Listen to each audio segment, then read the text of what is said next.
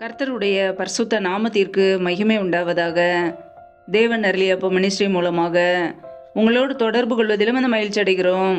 இன்றைக்கும் இந்த நாளிலும் தேவன் நமக்கு கொடுக்கிற வார்த்தை ஏசாயா 43 அதிகாரம் 18-19 ஆகிய வசனங்கள். முந்தினவைகளை நினைக்க வேண்டாம், பூர்வமானவைகளை சிந்திக்க வேண்டாம்.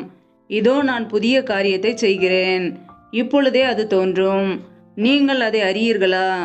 நான் வனாந்தரத்திலே வழியையும் அவாந்தர வெளியிலே ஆறுகளையும் உண்டாக்குவேன். ஹல்லேலூயா. கிறிஸ்துவுக்குள் பிரியமானவர்களே, கர்த்தருடைய வார்த்தை சொல்லுகிறது, முந்தினவைகளை நினைக்க வேண்டாம், பூர்வமானவைகளை சிந்திக்க வேண்டாம். இதோ நான் புதிய காரியத்தை செய்கிறேன், இப்பொழுதே அது தோன்றும் என்று கர்த்தருடைய வார்த்தை கூறுகிறது. ஆம் பிரியமானவர்களே, கர்த்தராகிய இயேசு கிறிஸ்து நம்முடைய வாழ்க்கையிலே புதிய காரியத்தை செய்ய விரும்புகிறார். ஒவ்வொரு நாளும் நம்மை நடத்துகிற தேவன் நம்முடைய வாழ்க்கையிலே நம்மோடு கூட இருந்து நம்முடைய வாழ்க்கையை செழிப்பாக்குகிறார். ஹல்லேலூயா. வர வர நம்மை விருத்தி அடைய செய்கிறார். அவர் நம்மோடு கூட இருந்து புதிய காரியத்தை செய்ய விரும்புகிறார். முந்தினவைகளை நினைக்க வேண்டாம், பூர்வமானவைகளை சிந்திக்க வேண்டாம்.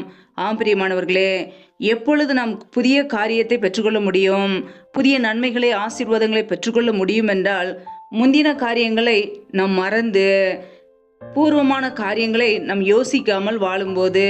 இன்றைக்கு அநேகருடைய வாழ்க்கையிலே தங்களுடைய வாழ்க்கையில் நடந்த தீமையான காரியங்களை, நஷ்டங்களை எண்ணி வருந்தி சிந்தித்து கொண்டு தேவையில்லாமல் சமாதானத்தை இழந்து கொண்டு இருக்கிறார்கள்.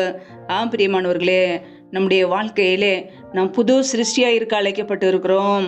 பழையவைகள் எல்லாம் ஒளிந்து போயின, கிறிஸ்துவுக்குள் நாம் புது சிருஷ்டியாக இருக்க அழைக்கப்பட்டிருக்கிறோம். ஆம் பிரியமானவர்களே, பழைய காரியங்களே, பழைய சிந்தனைகள் நம்முடைய வாழ்க்கையிலே விட்டு விலகி விட வேண்டும். ஹல்லேலூயா. பழைய நினைவுகள் நம்மை விட்டு ஒளிந்து போக வேண்டும். அப்பொழுதுதான் கர்த்தர் நம்முடைய வாழ்க்கையிலே புதிய காரியத்தை செய்வார். இன்றைக்கு நம்முடைய வாழ்க்கையிலே நாம் எப்படி வாழ்கிறோம்? நம்முடைய வாழ்க்கையில் நடந்த தேவையில்லாத காரியங்கள், நஷ்டங்கள், இழப்புகள், இவைகளையே நினைத்து வருந்தி கொண்டு இருக்கிறோமா? அல்லது மற்ற மனிதர்கள் தீமையான காரியங்களை செய்து நம்முடைய வாழ்க்கையிலே நஷ்டங்களையும் இழப்புகளையும் கொண்டு வந்த போது அதை நினைத்து வருந்தி கொண்டு இருக்கிறோமா? நம்மை நாமே ஆராய்ந்து பார்க்க வேண்டும். கர்த்தர் நம்முடைய வாழ்க்கையிலே புதிய காரியத்தை செய்ய விரும்புகிறார். நம்முடைய வாழ்க்கை வனாந்தர வாழ்க்கையாக இருக்கலாம், நன்மை வருகிறதை காணாத ஒரு வாழ்க்கையாக இருக்கலாம். நம் கர்த்தரை நம்பும் போது அவர் நம்முடைய வாழ்க்கையை ஆசீர்வதிப்பார், கனியொடுக்கிற ஒரு மரமாக நம்மை மாற்றுவார். ஆம் பிரியமானவர்களே, முந்தின காரியங்களை நம்முடைய வாழ்க்கையிலே நினைப்பதை விட்டுவிட்டு புதிய காரியங்களை யோசிப்போம். கர்த்தர் நம்முடைய வாழ்க்கையிலே செய்த நன்மைகளை, ஆசீர்வாதங்களை நினைத்து பார்த்து அவருக்கு நாம் நன்றி செலுத்துவோம்.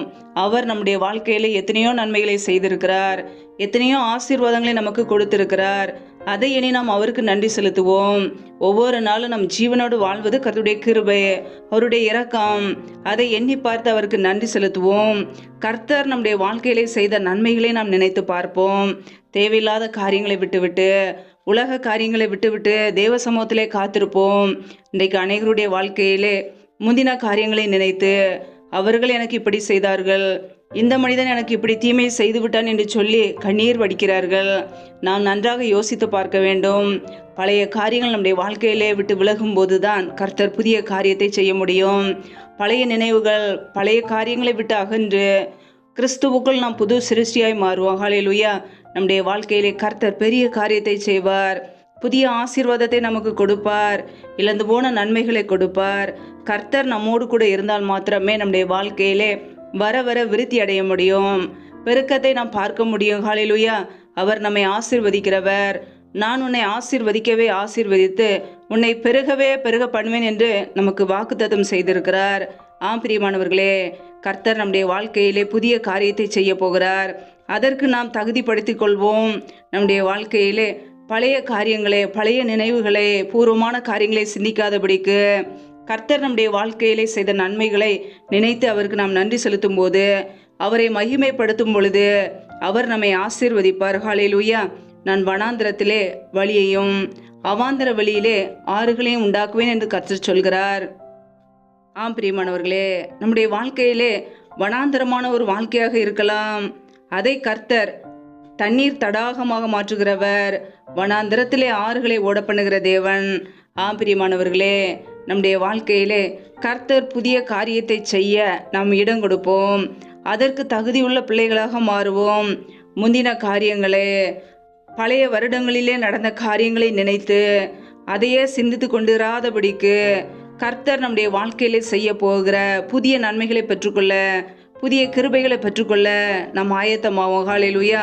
ஒவ்வொரு நாளும் கர்த்தர் நம்மை நடத்துகிறவர், நம்மை போஷிக்கிறவர். இழந்து போன எல்லா நன்மைகளையும் கர்த்தர் திரும்ப கொடுப்பார். நாம் அவரையே பற்றி பிடித்துக் கொள்வோம். அவருடைய வார்த்தைக்கு கீழ்ப்படிவோம்.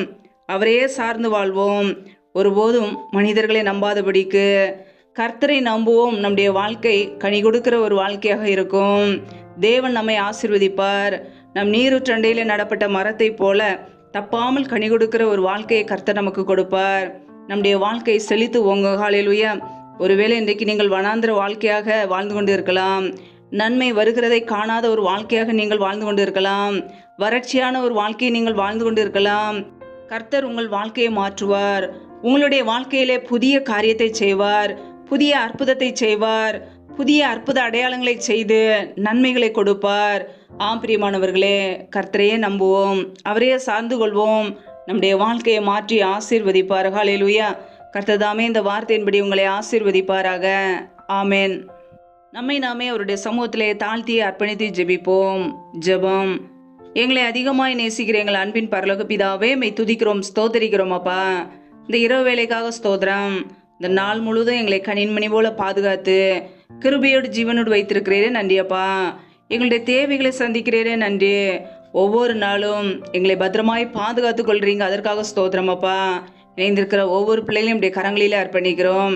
என் தேவன் தாமே பிள்ளைகளை பாதுகாத்து கொள்வீராக, ஆசீர்வதிப்பீராக. எல்லாரையும் ஆசீர்வதித்து பெருக பண்ணுங்கப்பா. யாரெல்லாம் பலவீனத்தோடு, சோர்வோடு, வியாதியோடு கஷ்டப்படுகிறார்களோ, என் தேவன் அவர்களுக்கு நல்ல சுகத்தை கொடுங்க, பலத்தை கொடுங்க, ஆரோக்கியத்தை கட்டளையிடுங்கப்பா. யாரெல்லாம் வேலைக்காக காத்திருக்கிறார்களோ, பிள்ளைகள் படிப்புக்கேற்ற நல்ல வேலைகளை ஏற்படுத்தி கொடுங்க. யாரெல்லாம் கர்ப்பத்தின் கனிக்காக பல நாட்களாக கண்ணீரோடு பாரத்தோடு ஜெபிக்கிறார்களோ, என் தேவன் அந்த பிள்ளைகளை ஆசீர்வதிங்கப்பா. பிள்ளைகள் கர்த்தரால் ஒரு சுதந்திரம், கர்ப்பத்தின் கனி அவரால் கிடைக்கும் பலன் என்று வேதத்திலே நாங்கள் வாசிக்கிறோம். என் தேவன் ஆசீர்வதிங்க. கர்ப்பத்தின் கனியுள்ள தடைகளை நீக்கி ஆசீர்வதிப்பீராக. ரீபா ரபா ரபா தூர் ரபா கே ரே ஷேகே லதன ஹந்தரோ, ரீபா ரபா தர ஹதர ஷேகே லாக்காதன ஹந்தரோ, ரீபா ரதன ஹந்தரோ ரே ஷேகே லாத ரகா தூரபா ரஹதரபா. தடைகள் விலகுவதாக இயேசு கிறிஸ்துவின் நாமத்தினாலே. ரீபா கே ரே ஷேகே லாதன ஷதரபா. ஆவியானவரே, உடைய கரங்களிலே பிள்ளைகளை அர்ப்பணிக்கிறோம். என் தேவன் ஆசீர்வதித்து உடைய நன்மையினால் நிரப்புங்கப்பா. எந்தெந்த குடும்பங்களிலெல்லாம் கணவன் மனைவிக்கிடையே பிரிவினையோடு பிரச்சனையோடு வாழ்கிறார்களோ, குடும்பத்தில் சமாதானம் இல்லாமல் நிம்மதி இல்லாமல் கண்ணீரோடு வாழ்கிறார்களோ, என் தேவன் பிள்ளைகளை ஆசீர்வதிங்கப்பா. குடும்பத்தில் தேவ சமாதானத்தை கட்டளையிடுங்கப்பா. குடும்பத்தில் பிரச்சனைகளையும் போராட்டங்களையும் பிரிவினைகளையும் கொண்டு வருகிற பொல்லாத சத்துருவின் கிரைகளெல்லாம் இயேசு கிறிஸ்துவின் நாமத்தினால வெளியேறட்டும். என் தேவனுடைய சமாதானத்தை கொடுங்க, உடைய கரங்களில் அர்ப்பணிக்கிறோம். எந்தெந்த குடும்பங்களிலெல்லாம் இக்கட்டான ஒரு சூழ்நிலையில வாழ்கிறார்களோ, என் தேவன் அவர்களை எல்லாவற்றிலும் ஆசீர்வதித்து பெருக பண்ணுங்கப்பா. சூழ்நிலைகளை எல்லாம் சாதமாய் மாற்றி கொடுங்க, உடைய கரங்களிலே தாழ்த்துக்கிறோம். எந்தெந்த குடும்பங்களிலெல்லாம் திக்கற்றவர்களாய் தனிமையோடு வாழ்கிறார்களோ, கணவரால் கைவிடப்பட்ட ஒரு நிலைமையில யாருமே இல்லாமல் கஷ்டப்படுகிறார்களோ, என் தேவன் அவர்களுக்கு உதவி செய்யுங்க. திக்கற்ற பிள்ளைகளுக்கு நிறைய சகாயர், என் தேவன் மாத்திரமே உதவி செய்ய முடியும். பொருளாதார தேவைகளை சந்திங்கப்பா. பிள்ளைடைய படிப்பு காரியங்களை சந்திங்க, பண தேவைகளை சந்திங்க, ஆசீர்வதிங்க. நம்முடைய கரங்களிலே தாழ்த்துக்கிறோம். இந்த இரவு நேரத்தில் இன்பமான நித்திரையை கொடுங்க. சத்துரு கொண்டு வருகிற எல்லா போராட்டங்களுக்கும் பிரச்சனைகளுக்கும் மரண பயங்களுக்கும் எல்லின் அதிகாரங்களுக்கும் விலக்கி பிள்ளைகளை பாதுகாத்து கொள்ளுங்க. உடைய இரத்த கோட்டைக்குள்ளே பிள்ளைகளை அர்ப்பணிக்கிறோம், உடைய கிருபைக்குள்ளே அர்ப்பணிக்கிறோம். நீரே எங்களுக்கு பாதுகாப்பு, நீரே எங்களுக்கு அடைக்கலம், நீரே எங்களுக்கு கோட்டையுமா இருக்கிற உடைய சமூகத்திலே தாழ்த்துக்கிறோம். எல்லாம் துதிகன மகிமையெல்லாம் ஒருவருக்கே செலுத்துகிறோம். ஏசு கிறிஸ்துவின் மூலம் ஜெபிக்கிறோம் ஜீவனுள்ள நல்ல பிதாவே, ஆமேன். கர்த்தர் தாமே உங்களையும் உங்கள் குடும்பங்களையும் ஆசீர்வதிப்பாராக. ஆமேன். Thanks for watching. Please subscribe our channel. Click the like and share. Click the bell.